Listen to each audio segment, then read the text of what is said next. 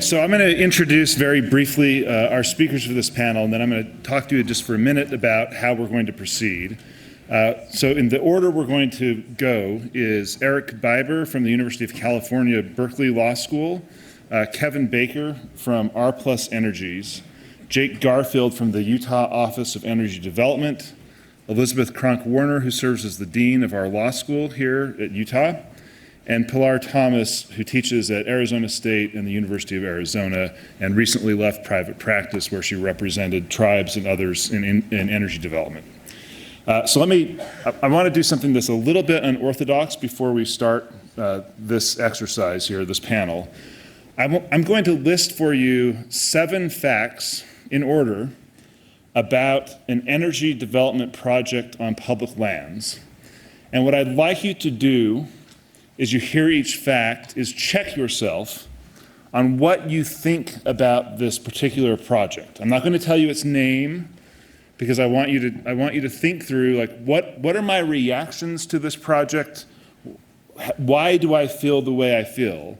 And this is very much in the vein of how we approach a lot of issues, or really try to approach every issue here at the Stegner Center, which is to think critically about questions and to approach the questions that we address with our values, but to do so with an open mind and to recognize that there are often arguments that make the issues that we deal with complex on both sides of the equation.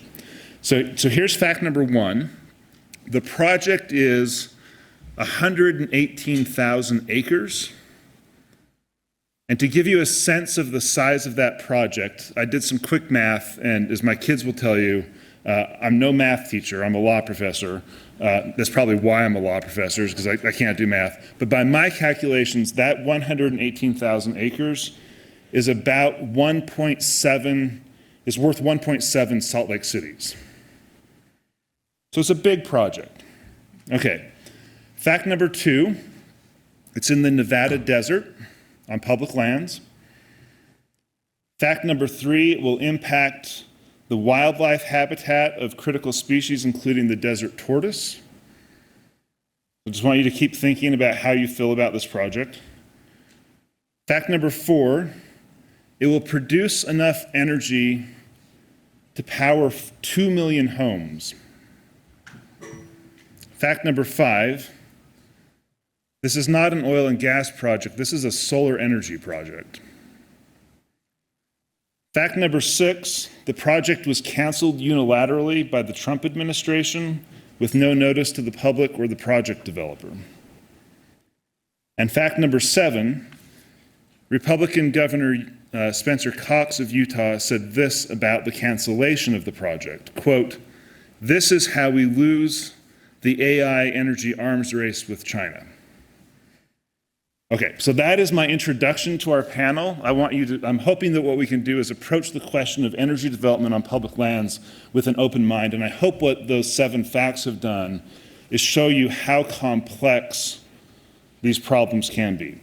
Okay, so with that, let me just say one last thing about how we're going to proceed.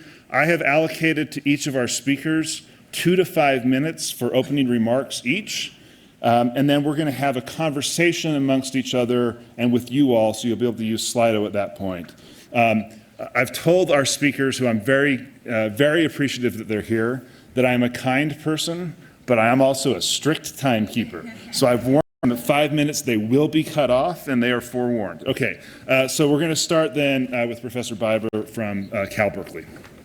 Thanks very much. I'll move expeditiously. So there was a lot of discussion yesterday about the history of ping-pong policy or whiplash policy in public lands.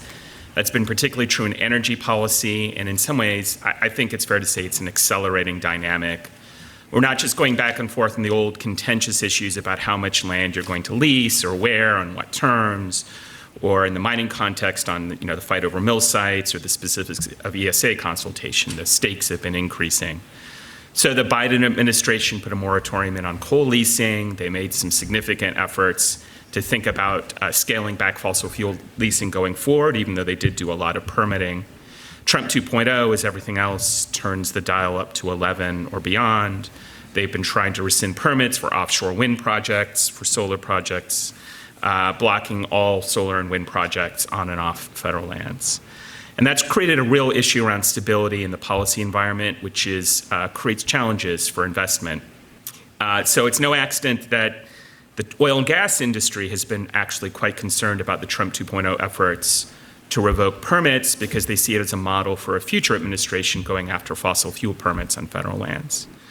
And the one key issue here is that historically the law has given fairly broad discretion to the executive in driving decisions about permitting and leasing for energy activities on federal lands. And that includes not just issuing new permits or new leases, but also revoking existing ones.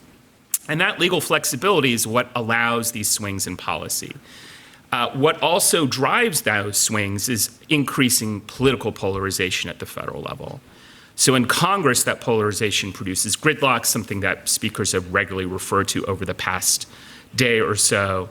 And that results in part that partisans or people who want to move policy switch their efforts to the executive branch, that in turn produces swings that may well be destabilizing. And a real issue when you need to do major investments in energy, no matter what your policy goal is having that kind of stability about what's going to happen. So whether you want to accelerate renewable energy development to address climate change, you want to increase oil and gas production for national security reasons, as we're all quite cognizant of the past few weeks, or you want to improve transmission and the grid to facilitate clean energy and or data centers, you want stability to know what your policy environment is to make your investments. So I think it's no surprise that one response to these swings over the past few years has been bipartisan efforts to address the issues around instability.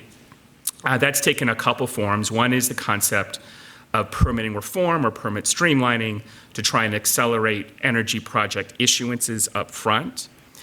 More recently, we've seen the conversation also turn around to what's called permit certainty, the idea of trying to reduce the possibility that existing permits will be revoked. And in fact, I think this is now seen as a necessary precondition for broader efforts around permitting reform, both because Democrats in the Senate have made clear they're not going to do a deal around permitting reform if it's just going to facilitate Trump 2.0 efforts to advance fossil fuels and kill renewable projects. And I think in the long run, there's also an agreement that the broad executive discretion around revoking permits really undermines the point of stability and clarity that's essential to the goals of long-term permitting reform.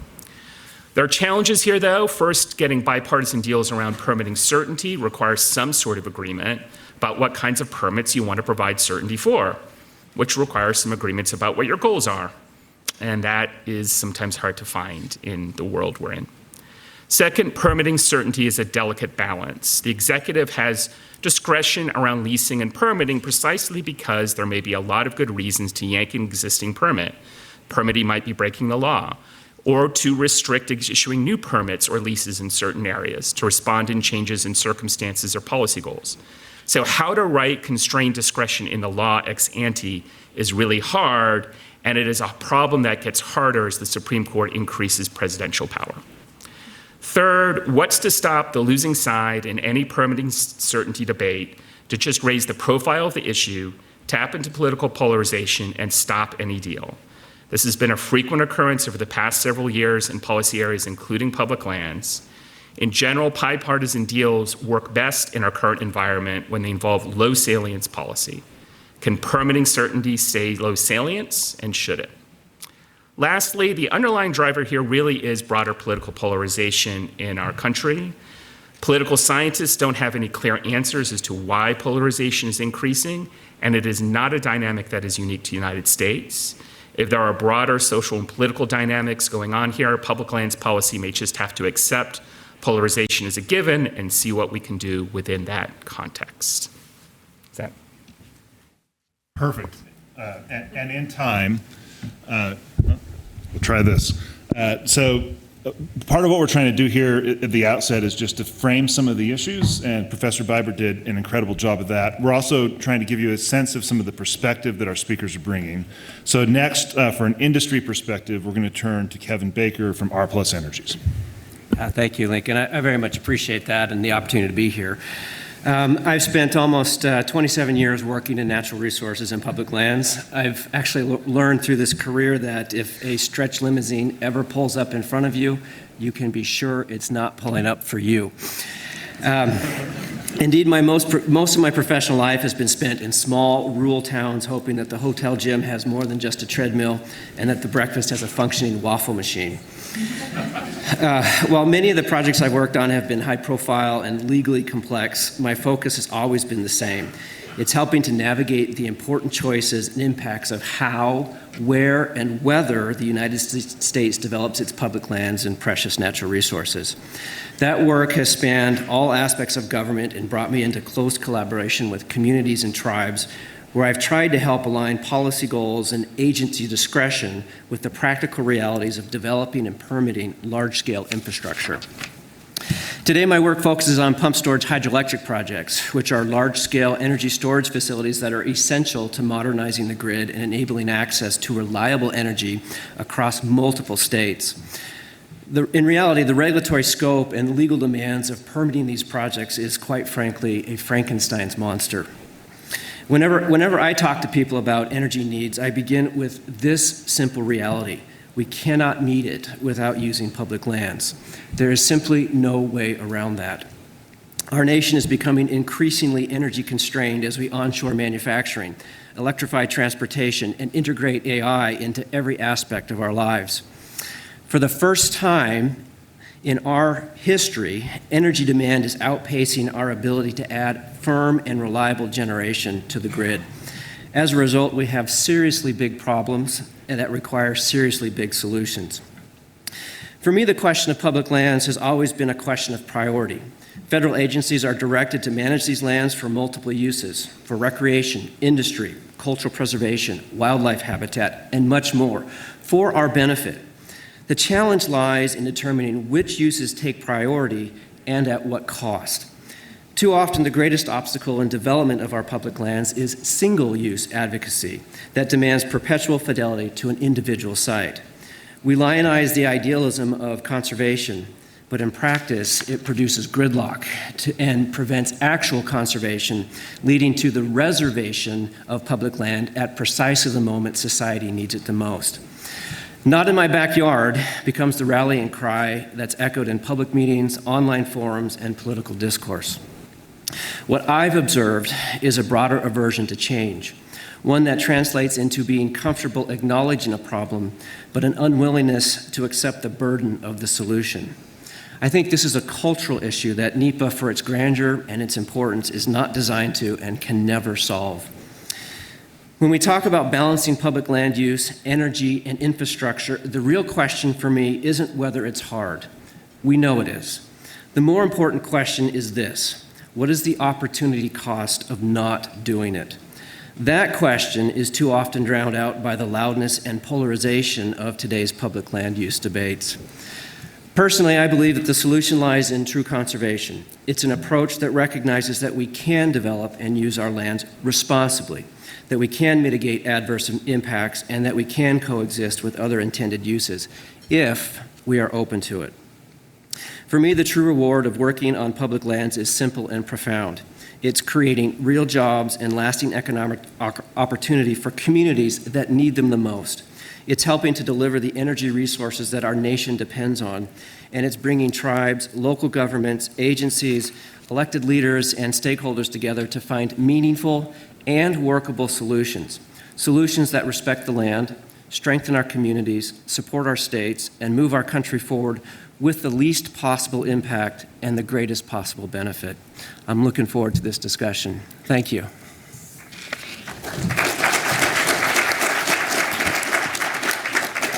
All right, thank you, Kevin. And you all see how good our speakers are. They're all staying on time. I love it. So we've heard an academic perspective, an industry perspective. Next, we'll hear a governmental perspective from Jake Garfield. Hi there. So yeah, my name is Jake Garfield. I am from the Utah Office of Energy Development. We are a state agency that is a division of the Department of Natural Resources, and I really appreciate the opportunity to share the state government perspective today. For the last year, Governor Cox has been the chairman of the Western Governors Association. And as the chairman of that association, his main focus has been energy superabundance. What Governor Cox means by energy superabundance is that energy really is the foundation for prosperity in this country. When energy is affordable and reliable, it means everything else that we use in our society is also more affordable. Our groceries, our transportation, the data centers powering our tech. And so reliable and affordable energy is really the key piece of the puzzle in helping working class and middle class Americans get further ahead in life. Energy superabundance is one of the top priorities for Governor Cox's administration, and it's really the core mission of the agency that I work for. Energy development on public lands is essential, necessary, and I agree with that, especially in Utah and especially in the West where so much of our land is public lands. America is suffering through a really difficult affordability crisis right now, and that's spiraling into an energy crisis just over the last couple of weeks. And not to minimize the pain that Americans are feeling at all right now, but it would be so much worse if we weren't getting our energy from public lands as well. It's already very expensive to fill up our cars right now, but if we weren't getting oil from the Uinta Basin coming to refineries here in Utah, it would be much more expensive to fill up our cars here in Utah. Power bills in a lot of parts of the country have been going up, but if we weren't getting coal and natural gas from our public lands here in Utah, our energy bills would be much higher as well. Our office, the state government, it would like to see more energy development of all sorts on our public lands, but we're particularly excited about the development of new innovations that allow the development of really high energy density, low emission sources across Utah, particularly in the geothermal and nuclear sectors, which have a lot of promise to deliver more power to American families with minimal impacts to the landscape.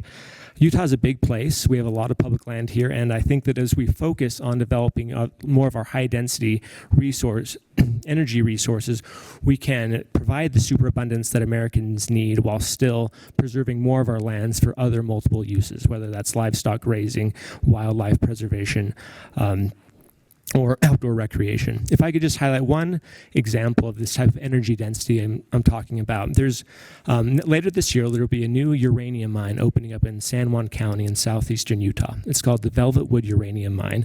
It's all on BLM public land. It's going to be a relatively small uranium mine. We think there's about 5.2 million pounds of recoverable uranium ore in this mine. If you go to this part of Utah, it's quiet, it's undeveloped. The landscape is largely untouched. It's native pinyon juniper woodland and sagebrush. There's a lot of native wildlife in the area. You wouldn't find the mine unless you knew what you were looking for. Despite the small 3-acre footprint of this mine, there's a ton of energy potential there.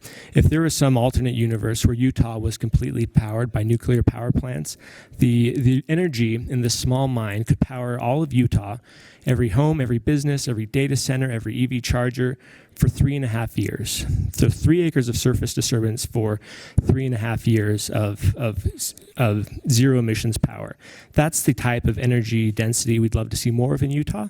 I think that's really the essence of energy superabundance that is a priority for the governor's administration. And we think as we lean more into those high density energy sources, we can find that right balance on our public lands.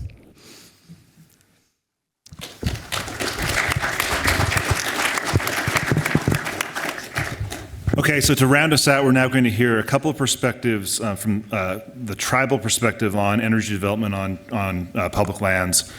First, we're going to hear from Dean Kronk Warner, who is one of the leading scholars in the world on tribal questions, and I would argue the leading scholar on energy development and conservation in tribal lands. Well, that's very kind of you, Lincoln, but I happen to be sitting next to the expert on energy development in Indian country. It's a privilege to be here today. Boshu Anishinaabe, hello, friends. As I want to remind us all, we are today on the traditional and ancestral homelands of the Shoshone, Paiute, Goshu, and Ute tribes. Also here at the University of Utah, we are Ute proud. We have a special memorandum of understanding with the Ute tribe, and so that is how we are able to use their name, and we use it proudly. So as I mentioned, I'm really pleased and honored to be here, and especially to be honored to be on a panel with Pilar Thomas, who I think has probably forgotten more about energy development in Indian country than I ever knew. So she and I are going to kind of work in tandem. I'm going to set up some of the opportunities and challenges in Indian country, and then she's going to do a little bit of a deeper dive into that. So first, just a very brief introduction to Indian country. Of course, the legal status of Indian country, and Indian country, I should mention, is inclusive of reservations, allotted lands, and dependent Indian communities. That the law that is applicable to Indian country is, of course, different than it is to other portions of public land that we've been talking about today. The federal government holds much of this land in trust for the use and benefit of tribes, but you could also have non-Indian property holders. You could have individual property holders. And this in and of itself creates an obstacle for energy development in Indian country because of the checkerboard nature of property ownership within Indian country. It's also important to note that the federal government owes obligations to tribes. Those obligations could become reality through either treaty requirements, or there's also something that we have called the federal trust responsibility, which requires the federal government at a minimum to act in the best interests and to the benefit of tribes, but under certain circumstances can actually create legally enforceable obligations. And of course, I think the other important piece to remember when we're talking about Indian country here in the United States is that tribes are separate sovereigns. So we continue to have every president since Nixon, including our current president, has acknowledged that tribes are separate sovereigns, and the U.S. Supreme Court continues to do so. For example, most recently in the Oklahoma versus McGirt case, where the court found that Indian country remained in place in a rather significant portion of Oklahoma. So it's against that backdrop, and like our other speakers that you've heard here today, there is significant energy potential in Indian country, both in terms of resources that need to be developed and extracted from the land, and in terms of renewable energy opportunities as well. It's worth noting that Indian country is not a monolith, and we have tribes across the country who have significant feelings about this one way or the other. Some tribes are very supportive of energy development. Some tribes are necessarily cast aspersions. So this is not a space where we have totality of understanding. But what are some of these obstacles? So we have all of this opportunity in Indian country. Why aren't we seeing more significant development? So first of all, there's a lack of transmission lines. So oftentimes a lot of Indian country is located, like what you were talking about, in rural America, rather significantly far from large population centers. So for example, here in Utah, the Goshu Reservation is very significantly far from any substantial population base, and so it's difficult to move any energy that's being developed in those rural areas into places where they may be of use. We also see very complicated siting process, because not only do you have all the complications of energy development as it currently exists, but you also overlay then the federal government's trust obligation to work with tribes and the various laws that apply to the siting processes. So what is already a complicated process, as we heard just in the state example, can become almost impossible when dealing with the overlay in Indian country. Another significant obstacle that we have are rights of way. So oftentimes, because of the different property structures within the United States, we can have different owners of rights of way, and those rights of way are very important to the development of energy. And so without a significant development in that regard, it becomes incredibly difficult to ascertain who has the rights of way. There's also trouble with consistent funding resources, but my time is up, so I am going to turn it over to Pilar Thomas. All right, thank you so much, Dean Kronk Warner.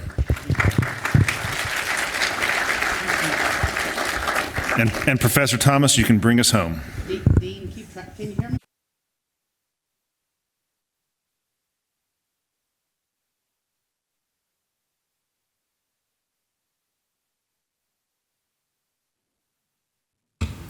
What happened? Does this work? Yes. Okay. Oh, Lordy, it's this wireless technology. Imagine when the data centers are in space. Okay, I used up 30 seconds of my time. So first of all, thank you, Dean Warner, for setting the stage. You know, this is why we don't have nice things, because the federal government does get in our way in a lot of ways, and not just obviously in Indian country. We've heard on this conference about many ways that it's policy ping pong, wishy-washy. The states themselves get a little wishy-washy. But the good news is, at least in Indian country, we're used to this. So one of the things that tribes have really started doing, speaking of these regulatory hurdles and legal hurdles, is that it's important to note that even though tribes have about 5% of the renewable resources in the country, and that's feasible renewable resource development, with only 2% of the lands, there's not a lot of big energy development in Indian country, precisely because of these legal hurdles and regulatory hurdles and financial hurdles. So most of the energy development happening on Indian lands is part of what I call the public good part of energy. It's small scale, community scale, microgrid, energy resiliency, rooftop solar, because that's the kind of energy development that can directly benefit tribal communities, and you don't get enmeshed in the federal regulatory and legal scheme. But there are a handful of tribes in Nevada. The Moapa Band of Paiutes are the only tribe with utility scale solar. They have 800 megawatts in production and operation. There's only one tribe with utility scale wind, a lot of other tribes looking at it. On the oil and gas side, you have the Utah Utes, just right over the ridge here, that are one of the larger oil and gas tribes, and a handful of tribes that are in the mining business, including Navajo, Crow up north in Montana, just north of here. And again, that's partly because of a lot of these regulatory hurdles. The challenge that we do have now is the ping-ponging that's happened with the current administration, and what we are seeing is a greater misalignment or unalignment, or maybe it's just a clean break, of administration policy towards tribal energy development. And by that I mean, for the first time in the last 30 years, the federal government has told Indian tribes, we're going to treat you the exact same way we treat us. So in July of last year, the Department of Interior put out a guidance memo that effectively has killed solar and wind. The project that Lincoln just talked about was killed by this guidance memo. It has also killed all solar and wind development on tribal lands. Now, the Biden administration, when it first came in, it instituted immediately a policy that all oil and gas leases had to be approved in Washington, D.C. The Utah Utes, within 2 days, said, no, no, no, not for Indian oil and gas. And Bob Anderson, who was solicitor at the time, thank God, said, yep, not Indian lands. Well, this didn't work this time. So now even tribes' right to self-govern, right to self-determination, their inherent sovereign authority to decide for themselves what they're going to do, is being held up by this administration and their complete, it's not even an allergy, I don't even know what it is, to solar and wind. It's irrational is what it is. The AI, right? So when the governor of Nevada, a Republican, and the governor of Utah, a Republican, say to the department, you can't do this, and they're still doing it. We've got challenges, and these are deeper challenges that are unfortunately are not playing well in Indian country, and this will be a huge hurdle. We also have seen, of course, the repeal of the bipartisan infrastructure law, and tens of billions of dollars. By my count, $2 billion was going to go to Indian tribes for clean energy, energy efficiency, electrification, all of that terminated through the grant program. So we not only have a loss of federal funding, but now we have federal policies that are killing projects in Indian country, and even the small projects, because there's some level of touching that the feds have to do eventually. So this unalignment is a challenge. I think yesterday there was a question of whether this is kind of a permanent break or a temporary bump in the road. I think, Indian country's a little used to the temporary bumps. Let's hope it's not a permanent break, and at least with respect to the attitude that the current administration has towards tribes. And the disconnect that creates, again, not just what's happening on Indian lands, but of course what also happens off Indian land. So one of the challenges that tribes have is we're almost all surrounded by federal land. A lot of tribal interests off the reservation. So whatever is decided to do, whether it's the 11-day approved uranium mine, which is literally insane, but whatever, with zero tribal consultation, zero. In an area that, a tribe that is just in that area has had horrible experience with uranium mining. So I'm not saying don't do the uranium mining, but let's learn some lessons, and let's not forget that, there are tribal interests at issue, off-reservation as well. And this administration, with their energy dominance and their emergency NEPA and their, 22-day or 3-day, however long they want to take, zero tribal consultation, is also a huge challenge. And as much as we would like to see streamlined permitting, that's almost certainly not the way to do it.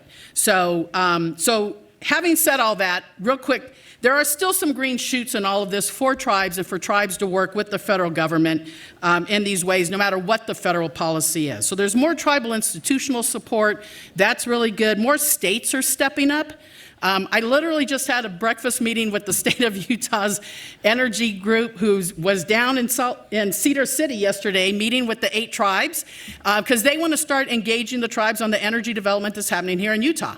So I'm helping them think through that. But California, New Mexico, you guys are surrounded by states that have really stepped into this and are working closely with tribes. The energy economy for tribes that tribes can participate in, whether at the regional level and resource level.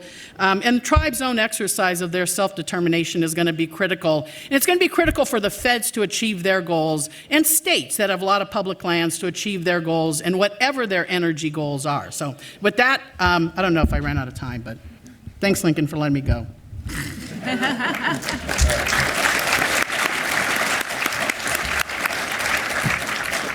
Okay, so you all can see we have a lot to talk about. I'm going to start with a question for Kevin Baker. Your company does a lot of energy development, including hydro, solar. I know a lot of your solar tends to be on private lands, so I'd be interested in hearing your perspective on how important is energy development on public lands? Oh, I think it's critically important, like I tried to talk about before. And it's true that we run into a lot of problems. In fact, rPlus Energies is one of the premier solar and wind companies in the country. I do the hydro side of this. Becky, one of my compatriots up there, does the solar, and I'm very grateful for the opportunity to work with her. We actually avoid public lands, federal lands, for the NEPA process. It's too difficult, it's too costly, it's too expensive for us to go through that. Having said that, I think the maps that Bob Kiter put up yesterday were incredibly illustrative of the problems we face. Here in Utah, 2/3 of the land are on federal lands. 42% are managed, of those are managed by the BLM. Go to Nevada, it's higher than that. It's 87% are public lands. You can't change a light bulb in the state of Nevada without doing a NEPA process. It's a challenge. I'm not aware of any energy project that doesn't have a transmission line, doesn't deal with roads or other things that cross both private, federal, and state lands. And so it's a necessity that we find a meaningful way to implement energy development in a real way. If you look at, just to say this Governor Cox put the Operation Gigawatt in place, and he says we're going to double our energy output in Utah over the next 10 years. I mean, we're at about 4 gigawatts right now. It took us 90 years to get to there, and we're going to double that at where we're already operating at capacity with all the transmission lines that we have in 10 years. That's a challenge, and so it takes real thought and real understanding and real cooperation with both federal, state, and private people to meet that demand. Okay, great. So I'm going to come to you, Professor Biber, and I'm going to ask sort of the flip version of that question, which is, do we need energy development on public lands at all? Yes.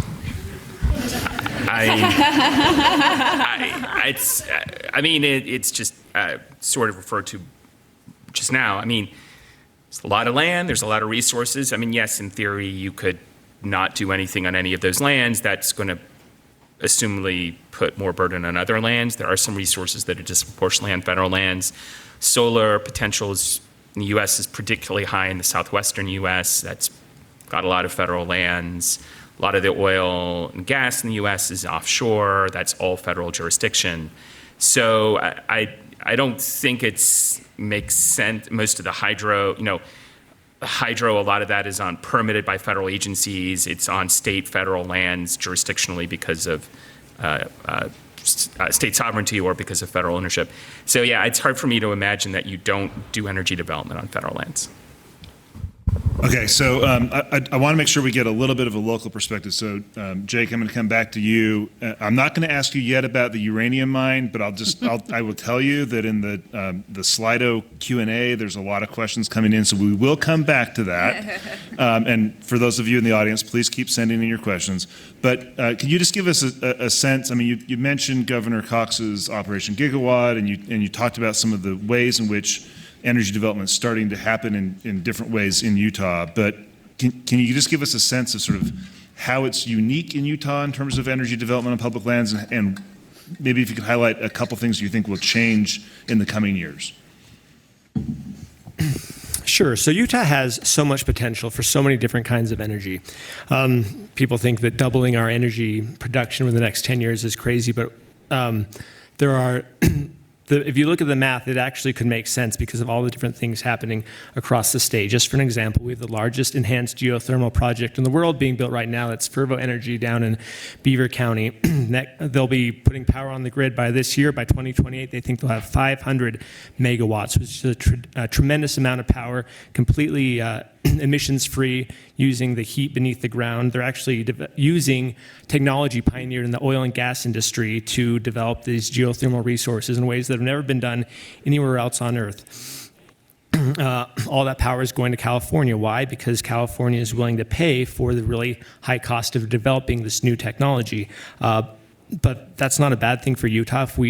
If other states that have more capital to put into this can help us develop these technologies here, eventually the cost will come down and it can benefit Utahns.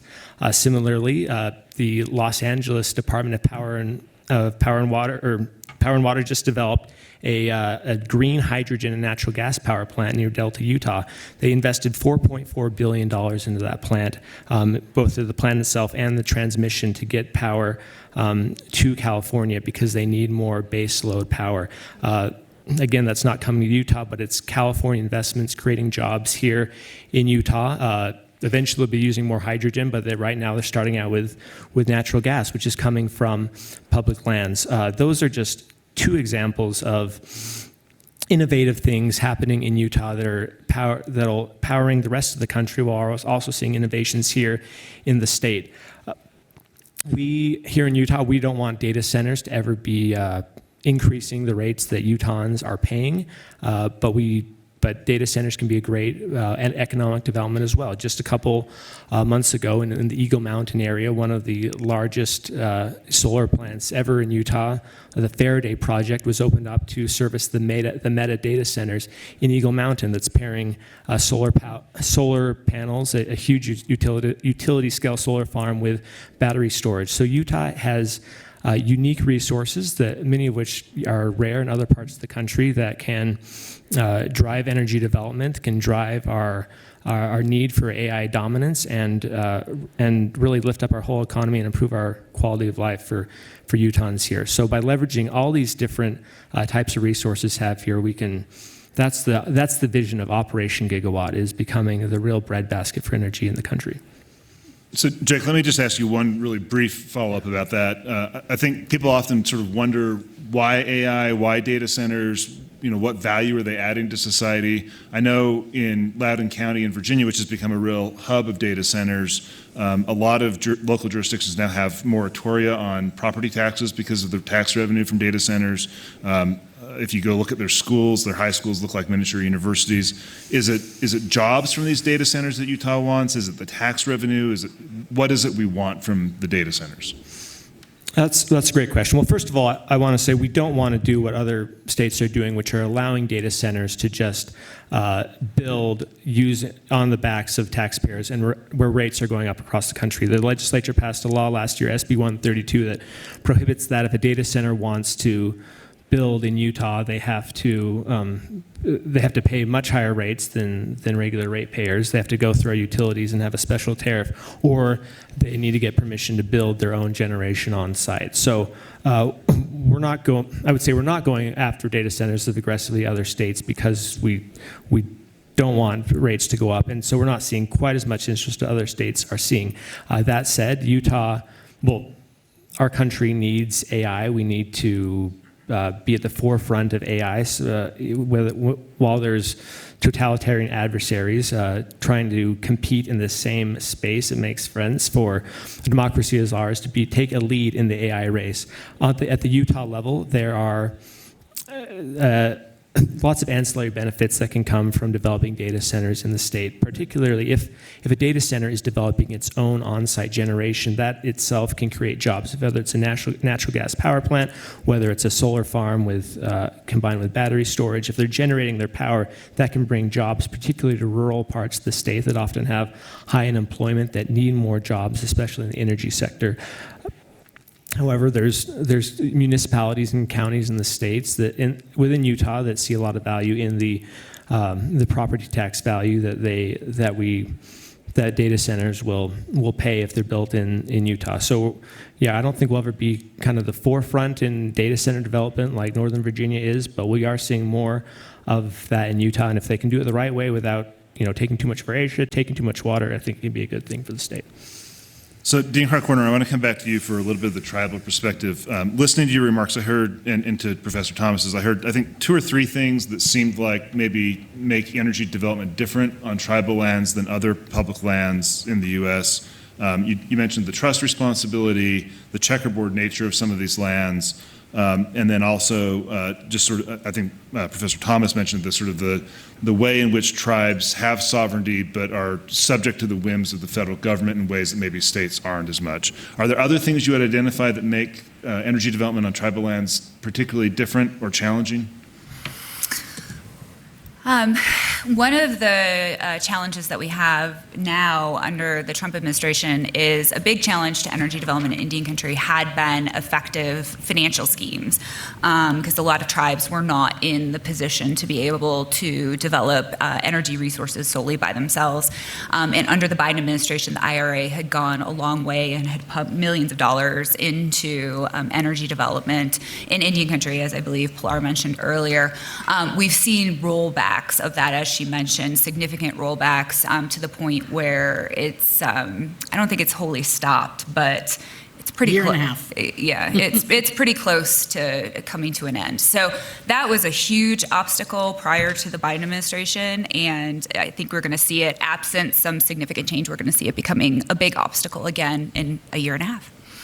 Okay, Professor Thomas, I want to stay on the tribal perspective for a minute. You mentioned the Moapa tribe having a solar plant, and you mentioned one tribe having a utility-scale wind plant, and others looking at this. Is there a particular role or opportunity that you see for tribes in the clean energy transition? Yeah, so in a couple of ways, I think, we're all going to be in the same boat when the tax credits expire. So the good news is tribes will be back on we're on equal footing now. We'll be back on equal footing when it expires as well. But the challenge still remains in raising the, $1 billion to build a 700 megawatt solar project. And so, at least with respect to the big projects in the clean energy transition, whether it's geothermal, which is still very expensive to develop, enhanced geothermal especially because you're just looking for hot rocks and not necessarily hot water, But this big energy is expensive. And so the tribes that don't have, maybe they have the resources, maybe they have the land, but they don't have the financial capacity. A lot of the big rich tribes that are gaming tribes might have a lot of money but don't have land. And so there's an opportunity to partner those two together. Take, Pechanga's $1 billion and give it to, Skull Valley out here, which has got plenty of resources and, could be pretty close to providing power to Salt Lake City.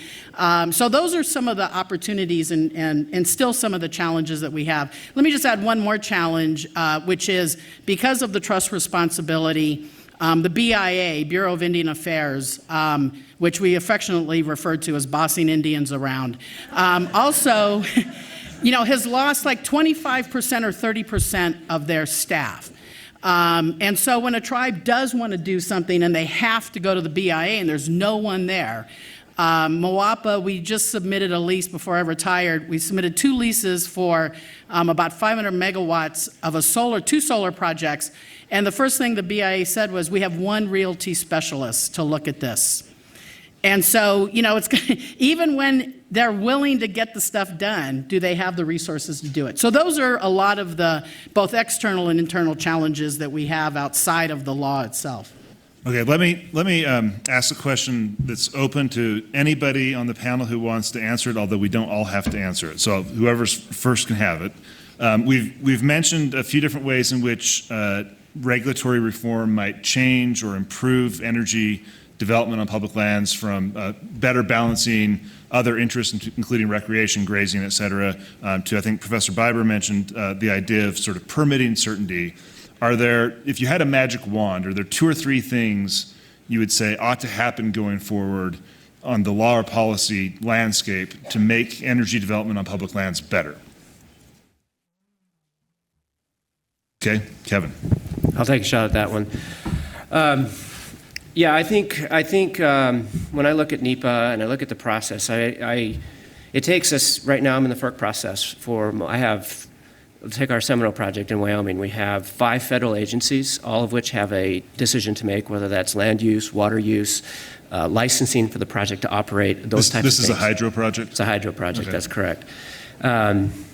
We have 3 state agencies that go along with that. And if you think that the NEPA process is simple when you're working with just one agency, try working it with multiple agencies. It's enormously challenging. So I think that there needs to be, if a developer is going to spend $5 billion to develop a project, and they have to go and spend tens of millions or hundreds of millions of dollars just to go through the permitting process, and they have to wait 15 years for that to happen, that's a challenge. And so I think there has to be some way for us to realize that the cost and that we have efficient capital allocation within the scoping process of the agencies, so agencies can't come back and say, 4 years ago we told you to do this study, but we didn't like it, so now we want you to do it again. We have to have some idea that the lands that we want to use, we're not talking about wilderness areas, we're not talking about national parks or those kind of things, but the lands are available and that we can get some type of right-of-way on those for that to happen. So I think there needs to be a lot of discussion. I know there's broad bipartisan support with Congress and people in recognition that we need to change this. I think there's debate about how that happens. I fully support the idea that we have limited pages and timeframes. I think those are more superficial. I think the real problems deal with how do we get certainty for investors? How do we manage impacts in a meaningful way so that we can move these projects forward? Anybody else want to chime in on this question? Yeah, Dean Harkwarner. Oh, did you want to? You're first. This is a bit spicy, in Indian country at least. But together with Isaac Santos, who's one of our graduating law students, I don't know who is that you? I can't see anything. I think Over here. Over there. We're working on a series of articles right now arguing that a lot of Indian law is inconsistent with an originalist interpretation of the Constitution. And so we're leaning into the U.S. Supreme Court's recent move towards more of an originalist framing, which would mean that if we're right, that the plenary power doctrine is not consistent with constitutional analysis and original understanding, which means if we don't have the plenary power doctrine, pretty much all of this regulatory overlay in Indian country that's really an impediment would go away, with the exception of the United States would still have a landholder's interest under the traditional Johnson v. McIntosh trust analysis. So we are looking into leaning into the federal court's love for originalism, and that could have profound implications. Last call on this question.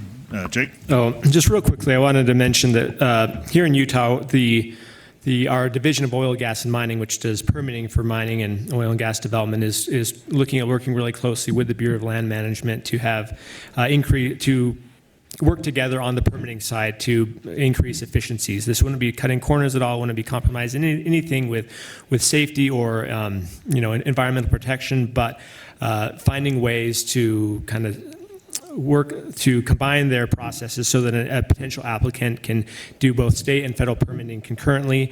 We want to find ways to leverage AI to make things happen more efficiently so that can cut down costs for potential operators while still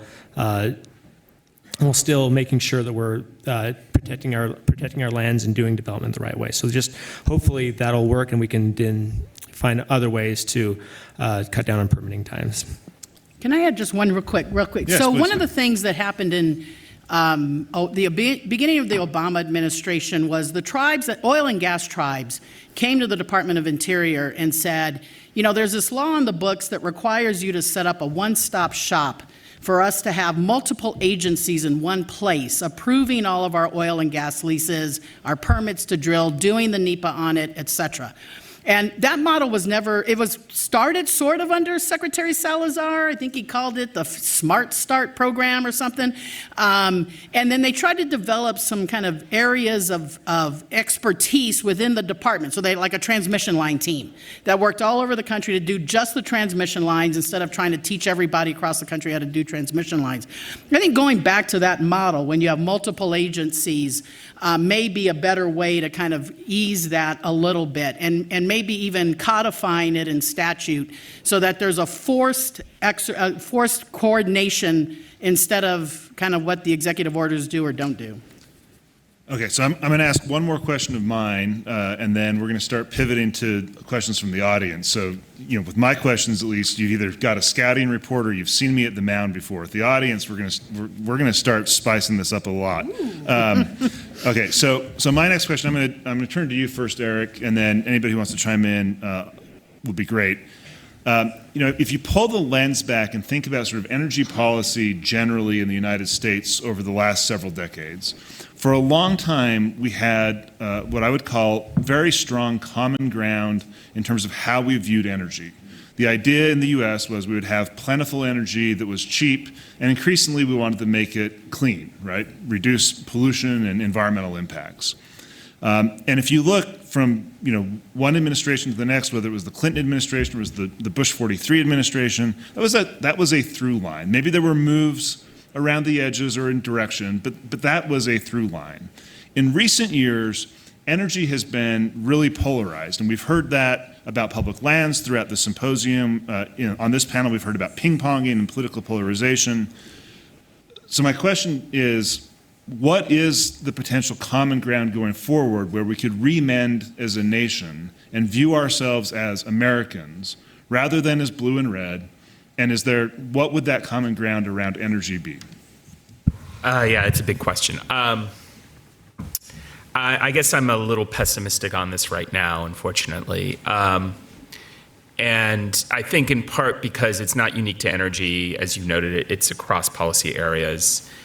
And part of it is that there's an underlying political dynamic in which, as I noted, if a particular actor doesn't like what's happening, if you can raise the salience of the issue, make it high enough profile at the federal level, then that will basically polarize it and make it very difficult to get legislative action. And so, there's a lot of ideas about how to change things. And one of the challenges I see around all those solutions is it's hard to see underlying consensus on or enough of agreement to get things done to be able to push those through. I think the permitting reform effort has been trying to move away to a lower salience, sort of elite-driven approach on this We'll see if that works. It's already gotten tied up some, so those negotiations stalled because the Democrats objected to Trump administration cancellation of offshore wind deals.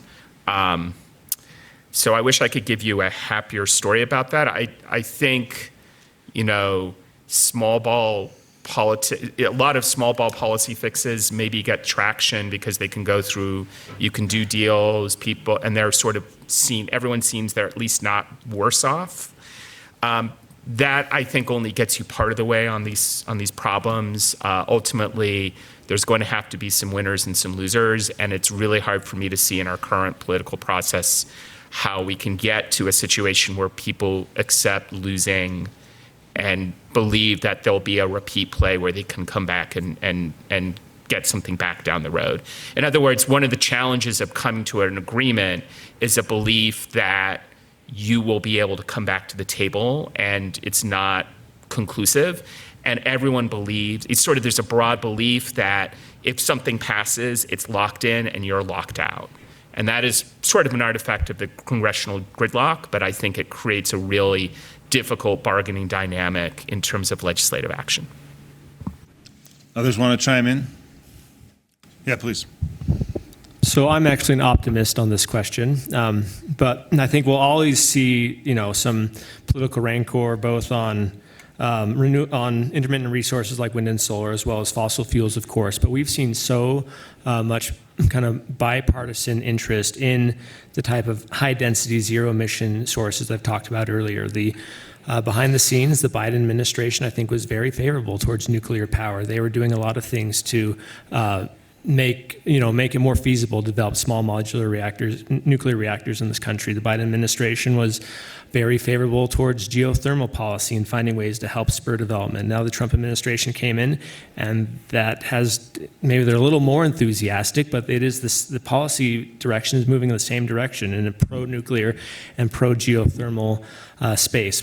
Why do we have this bipartisan support? Because these are energy resources that are both clean, zero emissions, and also provide firm, dispatchable power that we need so badly in our country when we're due to the amount of solar and wind we're seeing elsewhere. If we have a President Gavin Newsom in a couple of years, I don't foresee the federal government stepping back from supporting both new nuclear technologies and geothermal technology. So yeah, there is a lot of polarization, but on certain key energy things, I think we're going to see more bipartisan support. I think that'll make it more successful. So Jake, I'm going to actually stay with you for the first couple of questions from the audience. Alrighty. So the first one, I think, is just kind of a factual question, but you mentioned this new uranium mine in southern Utah. Where will that uranium go? What will it fuel? Great question. The company developing it is called Anfield Energy. They are also looking at developing a new uranium mill. There is a shuttered uranium mill in Garfield County called the Shooting Canyon Uranium Mill. They are working on the permitting to get that uranium mill up and running. Utah already has the only operational uranium mill in the country. It's the White Mesa Mill. This would be the second operational uranium mill in the country. The intent is that the ore if they can get that mill permitted, that the ore from this mine would go to that mill, as I understand it. The finished product, the yellow cake, as they call it, coming from that Shooting Canyon mill, would go to other conversion and enrichment facilities elsewhere in the country. There's parts of the nuclear fuel cycle are in Illinois, they're in New Mexico, and then it would go into the nuclear power ecosystem in the country. There are no operational commercial nuclear reactors in Utah. They have them in other states, and this would go into that. The ore would eventually end up into that ecosystem. Okay, so the second question for the audience is about increasing AI and data center development in Utah and our water shortage and limitations, particularly on the Great Salt Lake. How do we cool these centers? Is that water we're going to shift from agriculture, or where do we get the water? Yeah, it's a huge problem, and yeah, I'm not you're certainly not an expert in data center technology, but more and more data centers are developing air-cooled technologies or closed-loop systems that use much less water than traditional data centers have been using. They're continuing to innovate and find more ways to decrease their water usage. Just speaking from my personal perspective, if data centers want to come here and use traditional, really water-intensive technologies, this is not the place. This is not the place to do it at all. But if there can be data centers developing here that are using air-cooled technologies or using closed-loop systems where they can, especially if they can reprocess, saline, brines, or processed water, something like that, where they're not taking water away from agriculture, I think that might make sense for Utah. But yeah, we do not want to see a lot of farms going dry for data center development. I think that'd be a really sad thing. Okay, so I'm going to put a question to the panel. Whoever wants to take it can. This is from the audience. Is there hope for a cultural or technological change that would lead us to require less energy rather than always developing more? Kevin, Well, I don't know. start? Oh. We're not in Texas, but bigger is better. The Department of Energy, the current administration has gotten off of energy efficiency. They're trying to undo some of the energy efficiency standards from the last few administrations and actually what's required under federal law. And so that's a challenge. Now, I don't know whether that's a cultural issue, but I think most people would agree that if I can use less power, I want to use less power because it's cheaper, right? The cheapest dollar you save is the dollar you don't spend on your energy. So, but that, of course, is getting bumped up against, and we started to see this really in California with their big electrification push and their big transportation electrification push. And so we were always going to have a bigger demand problem as we tried to electrify and get off of fossil fuel for transportation, for industrial uses, and trying to go to hydrogen. That hydrogen that's going into that salt cave down the road here in Utah was supposed to go to California for all their industrial plants. So I think there was always going to be that tension, and there was not really wasn't too much of a concern about being able to meet it because there was also a big energy efficiency component to the electrification effort. But even the data centers now, even at the bring your own power, they're recognizing that energy efficiency is going to be critical. And that will be the next big technological breakthrough for the data centers. I was just reading an article that NVIDIA is developing a new chip that's going to use 20% less power than their current chips. So the data center the chip industry especially, because that's who's using all the power and generating all the heat that needs to be cooled, are really looking at this problem as well. And there's lots of pessimism, so to speak, about whether all these data centers are going to get built and whether all this energy is actually going to be needed. So I think it's also important to take with a grain of salt exactly how much power the data centers are actually going to need. And I think that's an important component to the data center discussion and the energy efficiency discussion that we really have to have. Kevin, you wanted to chime in. Yeah, I fully support that. I might add a counterpoint to that. I'll give you an example. Cheyenne in Wyoming, where I'm doing a lot of my work, just got a brand new data center. That one data center is going to double the load growth for Wyoming almost overnight. One data center. So that Wyoming doesn't have a lot of people, but it has a lot of industry, it has a lot of manufacturing, a lot of mining, it has a lot of energy usage. And so one data center that doubles the state's energy consumption is definitely something that gets people's, and particularly the governor gets their interest very quickly. When I look at the statistics, I look at WEC, and WEC is the Northwest region, which is the multiple states in this area. The forecast is it's currently at about a 68 gigawatt load, and it's going to go to about 78 gigawatts in the next 10 years. On top of that, there are 6 gigawatts of baseload energy that's coming offline. So that's 16 gigawatts of energy that has to be produced just to meet ongoing demand, let alone what the data centers and things like that are going to be doing. What does that do for reliability? The reliability factor is going from a 40% reliability load factor to about 5%. That doesn't mean that the lights go off, but it means that it's a very big concern that if you have some type of a weather event or generation event or something else like that, that we'll be facing brownouts, blackouts, and if you want to get a population really angry, you wait for that to happen. Spain is a great example of that. Last year, in the Iberian Peninsula, they lost 15 gigawatts in 30 seconds. It was a cascade failure because they didn't have the infrastructure to actually restart the grid and put the energy back on. And I think without thinking about those type of things proactively, we may be facing similar situations in the future. Okay, so we have about 5 minutes left before lunch. I always hate being the last thing between anybody and food, but I'm going to use the 5 minutes. So we're going to go to what I call the lightning round, which is you each get like 2 or 3 sentences to answer the questions. And I'm going to start with Eric. We're going to go down. I've got 4 of these, okay? So first question comes from the audience. If you could make one change to energy permitting in the U.S., what would it be? I would be helpful to perhaps constrain executive discretion on permitting cancellation, and there's ways to do that that would not be over-inclusive. I kick the feds out of Indian country. Ditto. I think time doesn't necessarily make for better decisions. I would cut down the NEPA process while still making sure we're doing it well.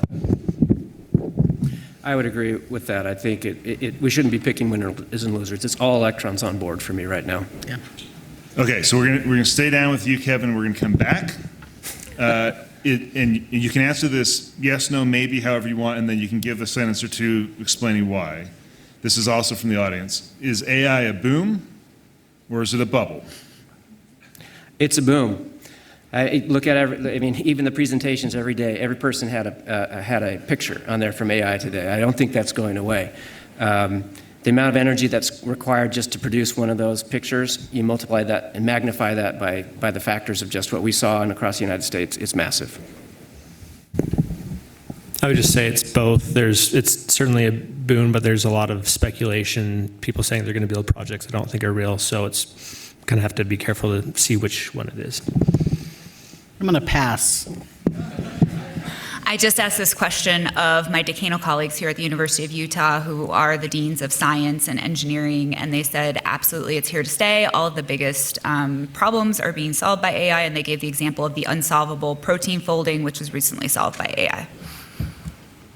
A historical analog people point to is railroads. There were busts, but it was fundamentally transformative of the U.S. economy. Okay, so next lightning round question, we're going to start again with you, Eric, and go down.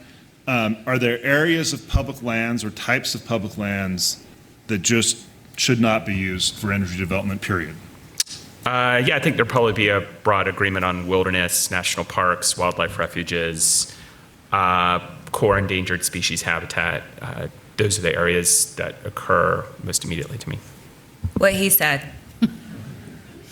I think incredibly important traditional cultural properties should be avoided as much as possible, partly because they not only represent indigenous people's history, but they represent the true history of this land. And it's things that you just can't get back, and so there's no reason to drill on them. I agree with all that, and I say, yes, there's places that should be off limits, and the more we can really go after the high value, low footprint sources, the more we can protect other lands for other uses. I fully support that. I would add one caveat. I don't think energy developers are out there trying to build in Yellowstone National Park or in wilderness areas and things like that. I think the real question is how far are you willing to protect, or what buffer zones are you going to put around that? And I would challenge people to seriously think about. We have protected areas, but once you're outside of the protected areas, we actually need to develop those lands, or at least look to developing, or if we can develop those in a meaningful way. Okay, so last question. We'll stay with you, Kevin, and come back. One thing right now that gives you hope. Personally, or no, from an energy development perspective, I love my job. I get up every day and I'm excited about it. I love working with communities. I work with the government at all levels, with the DOI, with the Department of Agriculture. I've done that in my past, FERC. And I learned that there are good people, and I worked across administrations. I would never put someone in the Biden or Obama or Trump administrations down in those agencies because I think they're passionate about what they do. They may have different ideas about how public land should be developed, and I may agree or disagree with them. But I think the hope is that we have conversations, that we look at how we can meet our needs in the least impactful way and move forward with that.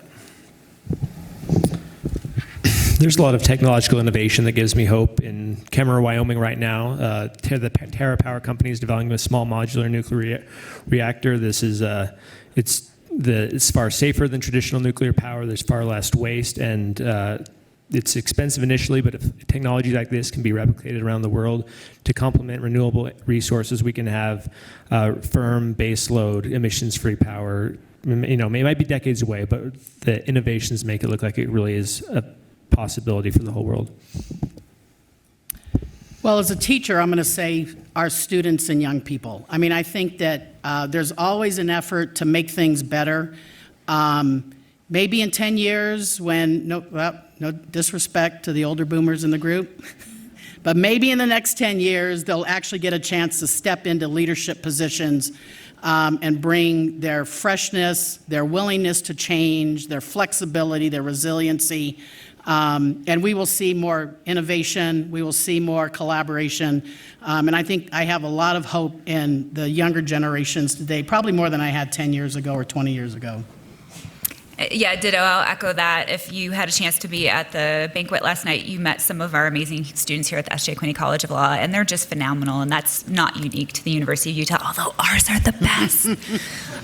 But I also think that there are two things happening at the same time that give a lot of positivity. So for me at least, technology is, again, figuring out solutions to things that were unsolvable, which is really exciting. And at the same time, I think a lot of people in the United States recognize that our public lands are one of the most wonderful things about the United States.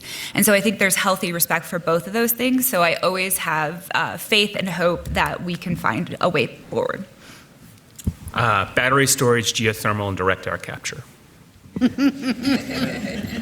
And I'm going to exercise moderator's prerogative and just add one thing to the mix. I started with an example that I hope at least challenged you a bit in terms of your thinking about what energy development on public lands means. And I want to close by noting that even though we have many different perspectives on this panel today, there was a lot of common ground, which gives me hope that we can all together continue to talk to each other and treat each other as fellow Americans first and foremost as we work through all these difficult problems around public lands, including energy development. So if this panel was of particular interest to you, let me just make one quick plug. Next year's Stegner Symposium will focus on nuclear energy, and I think we're going to have a lot of very interesting conversations around that, so please save the date. You'll see the slide circulating throughout the breaks. So please join with me in thanking our incredible panel today.